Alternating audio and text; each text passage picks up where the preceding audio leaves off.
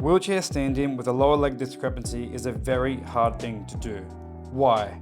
Because sitting is not the same as standing. Let's explore.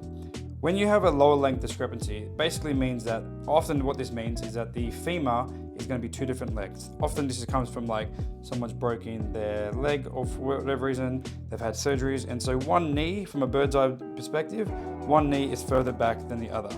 This is what's called a leg discrepancy. And when people try to do standing wheelchairs with someone like this, they run into some challenges because sitting isn't the same as standing. So let me explain.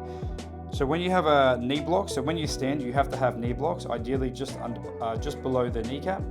And so when you're sitting, it may look like you need a knee block here and a knee block here, because there's a difference, because there needs to be about 2 fingers between the knee block and the person's tibia and fibia, like right in front of their leg. You want about 2 fingers distance. So if you did that here, that's what you're meant to do.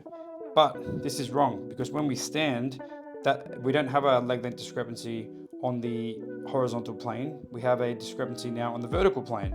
So on the horizontal plane, which is, we're looking down, right? Horizontal being here, there's a discrepancy. But when we stand, there actually isn't a difference between the depth of the legs here. Where there is a discrepancy is here, because we've got our break over here. So one leg is shorter than the other. So what we really need is a bit of extra spacing on here, because if you try to stand someone who's got one leg shorter than the other, what's going to happen is that their pelvis is going to tilt and they're going to be out of all sorts. So what you really want is a spacer on about here. A spacer here to balance their hips, and then the knee blocks shouldn't be 2 different depths. They will actually be the same depth. And so when you're seated, it may look wrong. There might be a nice 2-finger gap over here, and there might be a 4-finger gap over here, because when we stand, there's not going to be a gap.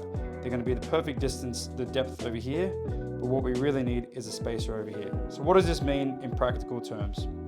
When you are seating someone in a standing chair and you're setting up their knee blocks, set it up so that the depth is the same as the longest side. So when they come into a stand, they will be nice and even, and you're not going to get someone twisting more than they have to be. But you need to make sure that when they are in a stand, you put a block under one of their foots to balance them out. You don't want to do this when they're in seated, because if you put a block under here when someone's seated, what's going to happen is that one knee is going to come up higher. And so we don't want that. So in seated, we want these 2 lengths should be the same. Right? Let's just say, for instance, these are 16 inches. There's no reason why these 2 should be different lengths. So the footplate height should remain the same, because there's no difference between the tib and fib. These are all the same. The only difference is the depth from here to here. So your cushion may look like something like this, because when they're seated, that's what they need. But when we stand, there isn't going to be a discrepancy here. The discrepancy is going to be in the vertical plane over here, which is why you need to add a spacer. So what do? Set up the calf, set up the knee supports to be the same depth. You might have 2 different heights. Because this is shorter, you might need a knee support higher here, and it might be lower there. That's fine. The depth should be the same. And just before you go into a stand, add a spacer over here so the hips are nice and even.